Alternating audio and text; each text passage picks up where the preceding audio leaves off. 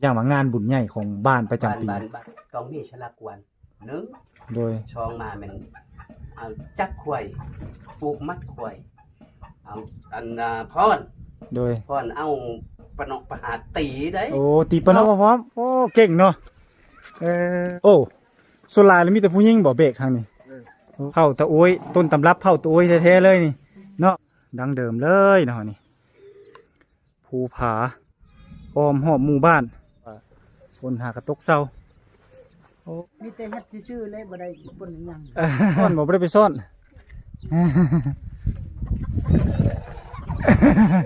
มีแห้งป่ะได้แห้ง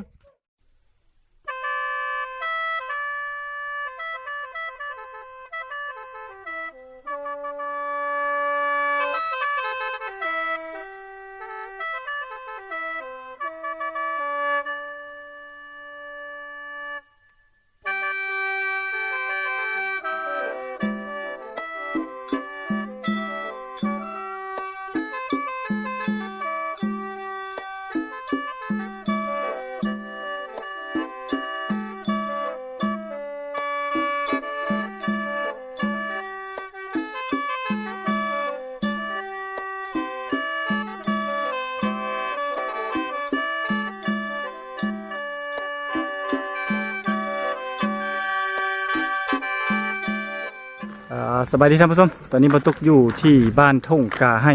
เมืองตะโอ้ยแขวงสารวัตรท่านผู้ชมเป็นเส้นทางการเดินทางระหว่างจะเดินทางกลับออกไปทางเส้นทางเมืองตะโอ้ยท่านผู้ชมบรรทุกจะถ่ายทอดวิถีชีวิตของคนอยู่ในเขตนี้ให้ท่านผู้ชมนี้ได้รับชมแล้วก็ถ่ายเบื้องบ้านเฮือนของประชาชนอยู่ในเขตนี้เดี๋ยวไปติดตามรับชมบรรยากาศไปพร้อมกับสบายดีมันส่วนมาแต่ไทยนี่ฮะมาแต่ให้โอ้ซักให้ป่ะโอ้มีกระยังนี่เนาะได้ยังมากินนี่มีแต่ข้าวเป้ข้าวมาพร้อมโอ้เก่งเนาะไก่บ่ให้ฮะบ่ไก่ไปไหนเนาะโอ้นี่ท่านผู้ชมผู้หญิงเนาะเขาเจ้าเป้เข้ามาแต่ให้ถือว่าแข็งแห้งเลยได้นี่แข็งแห้งเลยได้จึงมาเนาะอันนี้แม่นป้ายบ้านท่านผู้ชมอันนี้บ้านทุ่งกาให้เมืองตะโอ้ยท่านผู้ชมเมืองตะโอ้ยเนาะโดยโอ้เบิ่ง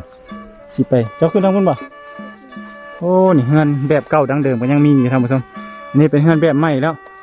แต่ว่าทรงเฮือนเขาเจ้านี่จะเป็นแบบนี้หมดเลยเนาะโอ้แถวนี้มีห้องน้ำหลายเลยเนาะมาแต่น้ำให้ท่านผู้ชมอันนี้โอ้น้อยๆกระสูบเนาะอย่าเกาะกันเนาะ ไปทางป้าเห็นให้แล้วมาเนาะสำนี้เนาะไปกับเมียเนาะโอ้ส่วนหลายแล้วมีแต่ผู้หญิงบ่เบรกทางนี้โอ้ผู้หญิงเบรกเนาะ ไปเบิ่งทางนี้ก่อนสบายดี โอ้เฮ็ดหยังอยู่เนาะไม่เท่าเนาะฝนตกเนาะโอ้ทางนี้มีกกยาคักเนาะกกยาใหญ่อยู่ทางนี้เนาะสูบกกเนาะเคยเลยเนาะโย่เฮ้ย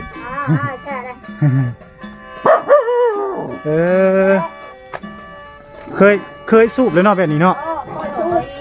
มีแห้งบ่สูบเลยฮะแม่ได้แห้งแซ่บว่าในได้ภาษาเจ้าฮะเอ็มบ่แซ่บบ่นี่ครับนี่ส่วนเผาตะโอ้ยนี่จะมีเมื่อไรแบบนี้เนาะถือว่าเผาตะโอ้ยต้นตำรับเผาตะโอ้ยแท้ๆเลยนี่เนาะมีกกใหญ่ใหญ่นี่เนาะเอกลักษณ์ของเผาตะโอ้ยท่านผู้ชมกกก็คือกกใหญ่ใหญ่นี่น้องท่านผู้ชมอันนี้เป็นบ้านตั้งไม้ของประชาชนชาวบ้านเพิ่นนี่ก็เฮือนซ่านก็จะเป็นแบบสมัยใหม่ละเนาะถ้าเทียบใส่สมัยแต่เก่าก็จะเป็นเฮือนนั่นมุงคือจังสันเนาะตัวนั้นเป็นเขาเอิ้นว่าสมัยเก่าแท้ๆเลยแถวนี้การปลูกเฮือนปลูกซ่านของเพิ่นก็จะปลูกตามสันภูเทิงภูท่านผู้ชมนี่โอ้แต่ก่อนคือจะเป็นเฮือนแต่ว่าเขาจะม้างแล้วเนาะจะอยู่ตามเทิงภูก็อยู่กับธรรมชาตินี่แหละท่านผู้ชมอันนี้เป็นเฮือน ดั้งเดิมเลยเนาะนี่เนี่ยเฮือนสมัยใหม่จะเป็นแบบนั้นอันนี้มันเฮือนสมัยเก่าแท้ๆเลยของชนเผ่าตะโอ้ยแบบ ของแท้ดิบๆเลยแหละที่ประตุกพาท่านผู้ชมมาเบิ่งนี่เนาะนี่แนมไปก็จะเห็นแต่ธรรมชาติภูผาอ้อมหอบหมู่บ้านแล้วก็หมู่บ้านนี่ก็ตั้งอยู่เทิงเนินภูบนลุบบนโนนท่านผู้ชมอากาศก็คือสีหนาวเนาะถ้าว่ายามหนาวนะก็เป็นบ้านที่ว่าพัฒนาหลายแล้วเนาะนี่ก็มีเฮือนโก้เฮือนอย่างนี้ละนี่ทางนี้ก็ยังมีอ่างน้ำประปาท่านผู้ชมอ่างน้ำประปาชุมชนเนาะนี่มีแล้วก็มีแผ่นแสงโซลาร์เซลล์อีกอันนี้อาจจะเป็นของโครงการเนาะนี่ง่ายๆเลยก็ถือว่าพัฒนาเลยเนาะทางนี้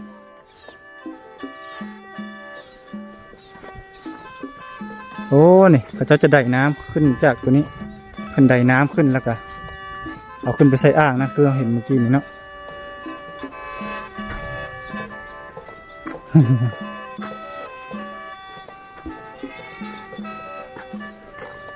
ถือว่าทางนี้ก็เป็นบ้านที่ว่าพัฒนาเพราะว่ามันบ่มีเลยนะคือยกตัวอย่างว่าต่ำเข้ากับโอ้เห็นว่าโคกเลยเนาะทางนี้นี่โอ้ฟ้ากับห้องไอ้ฝนตกลัดทางมาตกไปจังนี่ เดี๋ยวอันนี้เป็นเฮือนแบบดั้งเดิมเลยเนาะ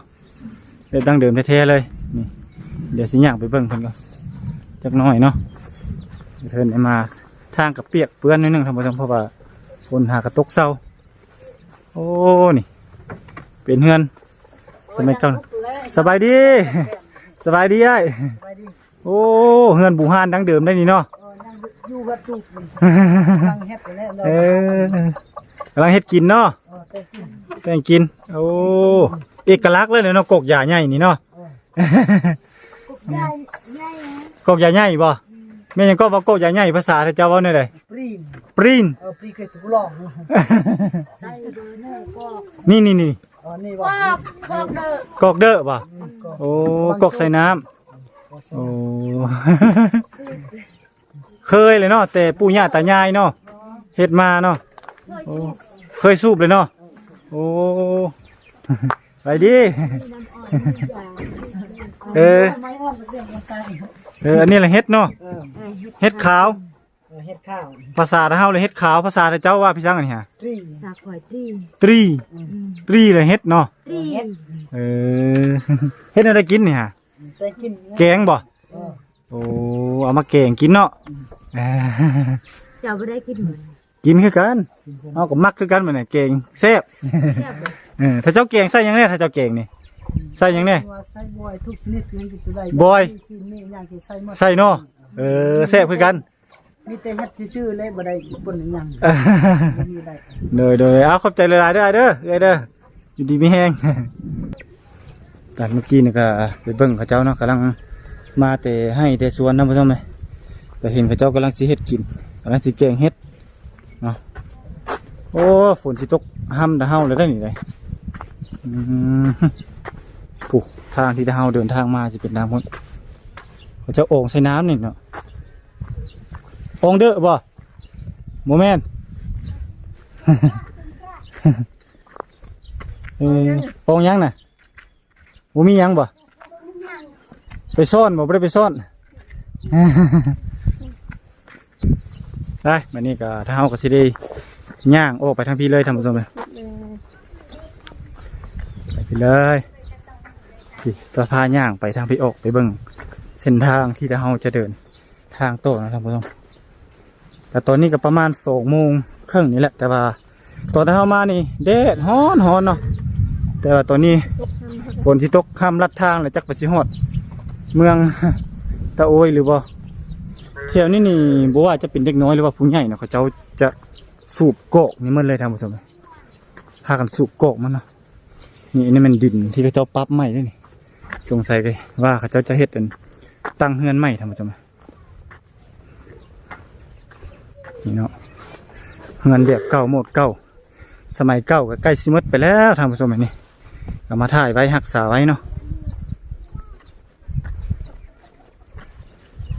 สัตว์เลี้ยงเขาเจ้าจะบ่หลายแถวนี้นี่บ่บ่อนอันนั้นเฮาอ่ะบ่น้อยแม่นบ่นี่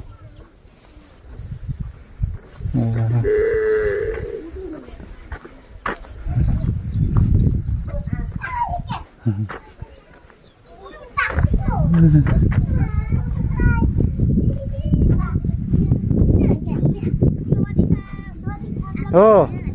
เบาไทยก็เป็นเนาะสวัสดีครับพี่ โอ้ลงได้บ่นี่ได้เนาะได้เนาะลงเล่นเลยล่ะนี่เนาะโซนในธรรมชาติแถวนี้งามงามเนาะส่วนหลายอย่างนี้ก็จะบ่เห็นกิจกรรมของเขาเจ้าดอกท่านผู้ชมเพราะว่าเขาเจ้ายังบ่ทันมาแต่ให้แต่สวนเนาะก็จะบ่เห็น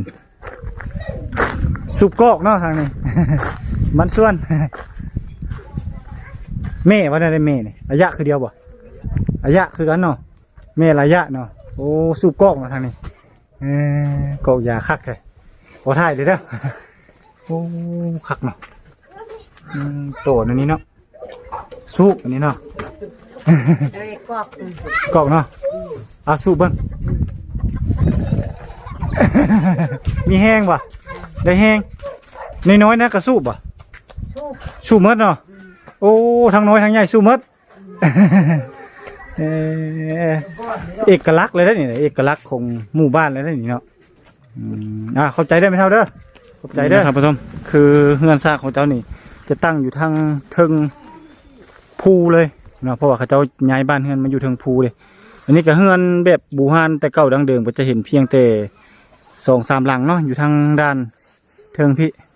นี่ส่วนหลักก็จะเป็นเฮือนไม้เฮือนแบบโหมดใหม่สมัยใหม่คือแต่ก่อนบ่อนเขาเจ้าอาบน้ำจะได้ย่างลงไปทางด้านพ้นบ่อนที่นี่บาตุกกันพาทางผู้ชมขี่รถไก่ขึ้นมาทางเมื่อกี้นี้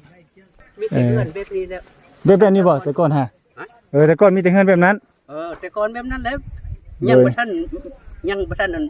ชอดเส้นทางนี่นะ โอ้ตอนยังบ่ทันมีเส้นทางตัวนี้ เจ้า แล้วมี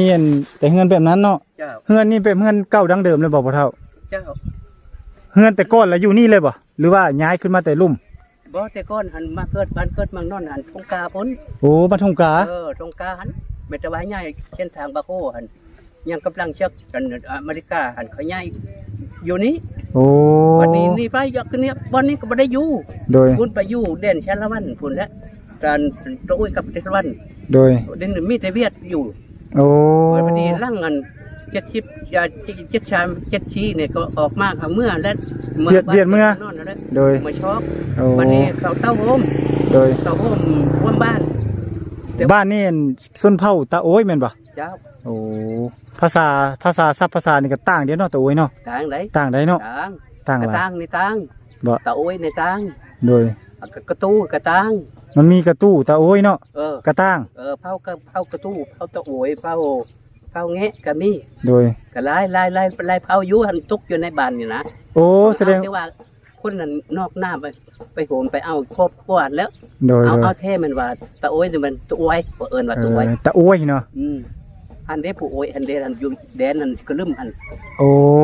อันนั้นเอิ้นว่าผู้โอ้ยนะ ผู้โอ้ย ผู้โอ้ย โอ้เดี๋ยวเบิ่งกันเด้อทางนั้นเนาะ เจ้า ซื้อมาที่มาของชนเผ่าตาโอ้ยแล้วแม่นผู้นี่เนาะ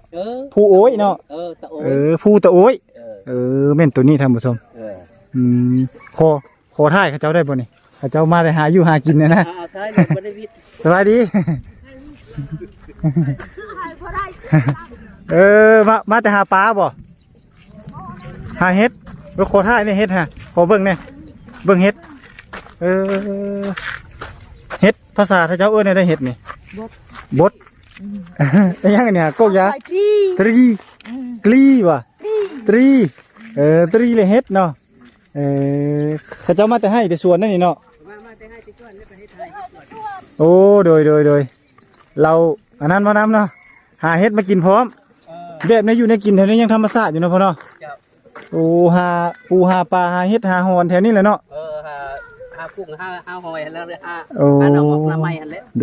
ดยจักปีแล้วว่าขออนุญาตพ่อเฒ่าจักปีอะพ่อ อยู่นี่บ่ อายุพ่อน่ะ พอบ่ โดย โอ้ยคือว่าได้ว่า60เลย เขาเกิดปี1957เกิด โอ้ ลบเบิ่งเด้อ หอดแล้ว ฮอดเลยวะ หอดแล้วหักเบิ่งยังหันยังแห้งอยู่ นับแต่เชือกอเมริกาก็เฮาก็ยังเฮ็ดเวียกได้ โอ้ มา โดย ตลอดอันนั้นอันสงครามนี่ โดย ก็ยังเป็นอยู่เฉยๆนี่เจ็บยังอดๆเอ็ดๆไปบ่ได้อยู่บ่ได้ไปหยัง บ่ทันได้ไปหยังเนาะ เจ้า เจ็บบ่โดดได้เด้ เจ้า โอ้ถือว่าบ้านนี่ก็เป็นบ้านเก่าบ้านแก่ดั้งเดิมมาลีนี่ เจ้า เงินบ่ได้หลายหลังทางผมมีแต่เงินไม้มันมีหมดพ่อ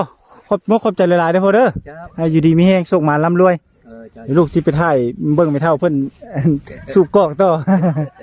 นั่นเลยแม่จ้ะ แม่บ่ฮะ อันเลยแม่ สู้ให้เบิ่งได้แม่ เออ บ่ได้กอกก็ สบายดี โอ้นี่เนาะเฮือนพ่อเพิ่นโอ้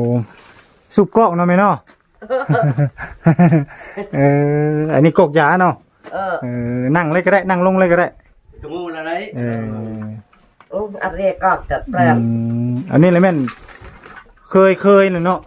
เคยสูบแล้วเนาะ เคย เอ้ยล่ะ กอกแรงกับกอกเด้อนี่สิมาเคยชูบ ว่าคนเนี้ย ผู้ญาตาหน่ายบ่ค่อย โดยอันนี้เลยแม่นอันกอกอัน กอกแรง กอกแรง เจ้า โอ้ อันนี้เป็นกอกเด้อ อันนี้เป็นกอกเด้อ อ ผู้ชายแล้วสูบแบบนี้ เจ้า คักได้เนาะแบบนี้เนาะเขาเจ้าเอาหยังเฮ็ดน่ะ อันนี้บ่อันนี้เอาน้ำอ้อยปน น้ำอ้อยปน ปนกับยา โอ้ ตัวนี้บ่มีหยังมีแต่ยาซื่อๆ อย่าสูบซื่อเนาะ ตาใครแห้งไก่ชู นั นับแต่เคยนับแต่ปู่ย่าตาหน่ายมาคอยน่ะนะ โดย บ่แม่นไม่นี่บ่แม่นสมัยแต่ก่อนก็เคย มาแบบนี้เนาะ เจ้า โอ้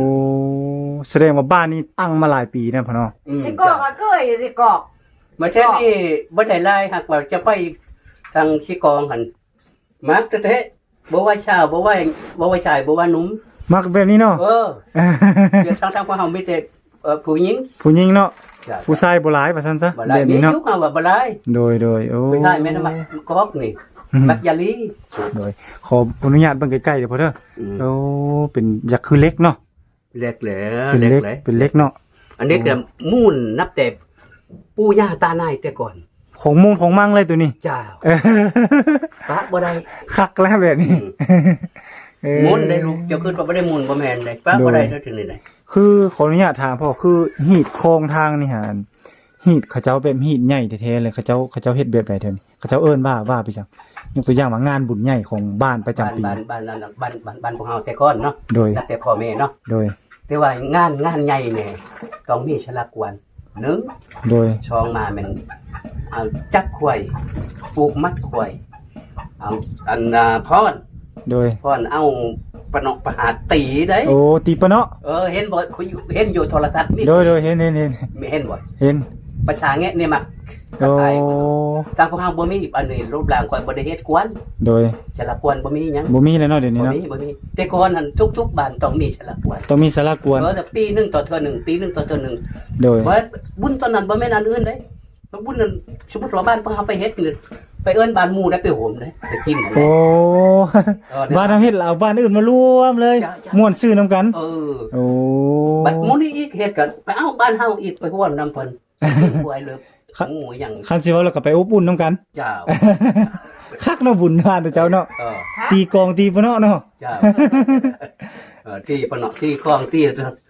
คลองจังว่าเบิ่งคักแน่ได้ โดย ปีหนึงมีเท่านึงเนาะ เจ้า ปีหนึงมีเท่านึงเฉพาะบุญฮีดคองตัวนั้นเนาะ แบบลาวคือกัน แบบลาวคือกันโทษแต่ว่าตัวนั้นล่ะเขาเอิ้นซ้ำเป็นวัดเนาะถ้าว่าเป็นภาษาดาเฮาก็เนาะคือวัดเป็นศูนย์รวมจิตใจเนาะแบบนั้น แล้วอยู่หมู่แล้วบ้านนี่มีอันนั้นบ่เขาเจ้าเฮ็ดหยังให้บ่เฮ็ดสวนแถวนี้ จังได๋บ่ เดี๋ยวนี้ แต่ก่อนเฮ็ดให้ เฮ็ดให้เนาะ เดี๋ยวนี้แม่นให้แก่หน้า ให้แคมหน้า ให้เกมหน้าตัวมีผู้เฮ็ดอันหน้าแชงได้บุกเบิกมีอันน่ะวัตถุในเขาขายเนี่ยเขาบุกเบิกเฮ็ดหน้าแชง โอ้ ก็ส่วนน้อยส่วนได้ก็ยังให้ โดยยังให้เป็นส่วนหลาย ยังให้เลื่อนลอยน่ะนะ โดย บ่ได้ป้าโอ้ยป้าที่นี่สิกินอะไรจัง แม่นแล้วเนาะ บ่แม่นคือตรงเพียงกับตรงนี่ที่ว่าป้าตัวนี้มันเฮ็ดบ่ได้นะแม่นโน่นที่ลุงโน่นบ่ ไม่ มีบ่ ถูกหนักกบ แม่นคือตรงเพียง โดยคันคือสมมุติว่าแต่ก่อนเลยก่อนยังบ่ทันพัฒนาบ่มีเส้นทางคือมาจังซี่เจ็บเป็นเอ็นอุ่นนี่ไปเข้าห้องหมออยู่ใช่พอ บ่มีแล้วลูก เฮ็ดแนวได้ซะบัดนี้ มีแต่เฮ็ดอันฮิตของเดียวนะตอนยังมันอเมริกามาตอนนั้นปี1900ปี ปี45ถึง50ถึง60นี่บ่มีเด้ สารวัตรก็บ่ได้ไปยังศัตรูยังอยู่เด้ โอ้ มีแต่อ้อมแอมนี่เลยจะไปอยู่เด้ปรึกษาน้ำเวียดเนี่ยอย่าเอาน้ำเวียดในเวียดช่วย เอาน้ำเวียดเนาะ เออ แลฮีดเอาโลจีนเฮาแล้วแม่นเหยาบ่ มาเย้า โอ้ ฉันไล่กันเอาแต่มาเย้ากันแล้ว เหยาเนาะมีเหล้าให้ใกล้ตัวบ่ เจ้า โอ้ฮีดคลองตัวนั้นเนาะ เป็นชั้นนั้นใต้ก็ใต้ชั้นนั้นก็มากระชั้นเลยลูก โดย บ่ว่ายังญาติ เรา นี่ เรื่องตักยิ่งโหดมัน ญา ไม่ ติ ได้ ญาติแต่ก่อนก็ยังคือว่า คือชั้นนี้แหละตายก็บ่ตายอยู่ก็บ่อยู่ก็อยู่ก็ตายอยู่ว่ามันบ่หลาย แม่น อันนี้ตอนเฮงว่ามียาเฮงว่าพยาธิโควิดกัน เนาะ นี่แต่ก่อนยังเชื่อกันอเมริกาบ่มีบ่ได้ บ่ ยิน มีเนาะบ่มีญาติ บ่มี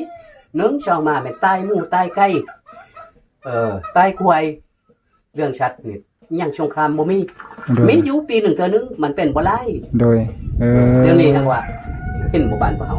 เลี้ยงอันใดก็เกลี้ยงเลี้ยงอันใดก็เกลี้ยงบ่ หมดเนาะ โอ้อยู่ใช้พยาธิมันอยู่ใช้มันมาอันน่ะ มันบ่เห็นเป็นตูนี่นะเนาะ จ้ะแม่นๆ คันมันมาเป็นตูคะแนนเนาะค่าทิ่มแล้ว คันมาเป็นตัวก็สิตบหูมันนะ แม่ควบบ่เท่าได้นี่ขอขอบใจหลายๆเด้อบ่เท่าเด้อนี่ให้อยู่ดีมีแฮงเด้อแม่เด้อท่านผู้ชมหลังจากที่ว่าบ่ตุกพาท่านผู้ชมนี่เที่ยวชมหมู่บ้านพงกาให้เนาะซึ่งว่าตั้งอยู่ที่เมืองตะโอ้ยแขวงสารวันก็เป็นหมู่บ้านที่ว่ามีความพัฒนาขึ้นหลายเติบเนาะท่านผู้ชมเพราะว่าเฮือนซาลานเป็นสังเกตเบิ่งก็จะมีแต่เฮือนไม้เนาะมุงสังกะสีงามๆเลยหรือว่าเฮาเอิ้นว่าเฮือนถาวรท่านผู้ชมเนาะถ้าว่าเป็นเฮือนสมัยเก่าก็อาจจะมีหลงเหลืออยู่บ่หลายมีประมาณ 6-7 หลังคาเฮือนที่ว่ายังมุงใบตองคอหรือว่าใบหวายถ้าว่าภาษาศัพท์บ้านเฮานะเนาะแต่ว่าเอกลักษณ์ในเขตนี้เลยเนาะเป็นชนเผ่ามังโกงเป็นชนเผ่าอันตะโอยแท้ๆเลยเนาะก็คือการรักษาแบบฮีดคองประเพณีหรือว่าเอกลักษณ์ของเขาเจ้าเนาะว่าเอกลักษณ์ซะก็คือกกหญ้าท่านผู้ชมที่เฮาเห็นซ้ำเขนซ้ำหยังนั่นเนาะกกหญ้าใหญ่หมายความว่าเขาเจ้าจะสู้หมดในเขตนี้หั่นน่ะเนาะเพราะว่าถ้าสู้เข้าไปแล้วน่ะเป็นเอกลักษณ์ของเขาเจ้าที่ว่านับถือมาหรือว่าเฮ็ดมาสู้มาตั้งแต่ปู่ย่าตายายจนฮอดปัจจุบันนี้ในยุคปัจจุบันนี้เขาเจ้าก็ยังบ่ปะบ่ทิ่มเนาะถ้าสูบยากงน้อยน่ะก็บ่คักเนาะแต่ว่าต้องสูบยากงใหญ่อันนั้นเป็นเอกลักษณ์ของหมู่บ้านหรือว่าของชนเผ่าตะโอยท่านผู้ชมเอาเนาะสำหรับคลิปนี้ก็สิบ่มีหยังหลายท่านผู้ชมก่อนจากกันไปก็คือเก่าอย่าลืมกดติดตามกดไลค์กดแชร์ส่องวิถีลาวของบ่ตุกคือเก่าเพื่อจะบ่พลาดคลิปใหม่ๆของบ่ตุกเนาะเพราะว่าบ่ตุกนี่จะได้เดินทางไปถ่ายคลิปและเฮ็ดสารคดีแบบนี้ออกมาให้ท่านผู้ชมได้รับชมอยู่ตลอดพบกันใหม่คลิปหน้าท่านผู้ชมสำหรับคลิปนี้ขอกล่าวคำว่าสบายดี